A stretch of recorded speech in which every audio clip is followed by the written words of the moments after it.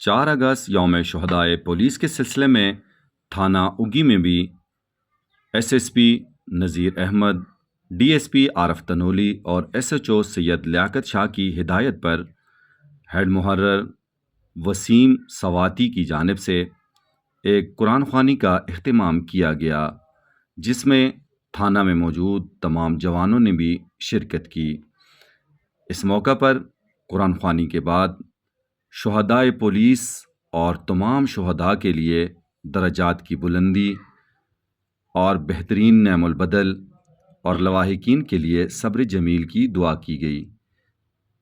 یہ تھانہ اگی میں یہ جو ہمارے شہداء شہید ہوئے ہیں ان کے لیے ہم نے قرآن خوانی کی ہے، اور اس کے جتنے بھی ہمارے شہداء ہیں، ہمارے پولیس کے ہیں یا دیگر کسی فورس کے ہیں، تو ان کے لیے ہم یہ اصال ثواب ان کو پیش کرتے ہیں۔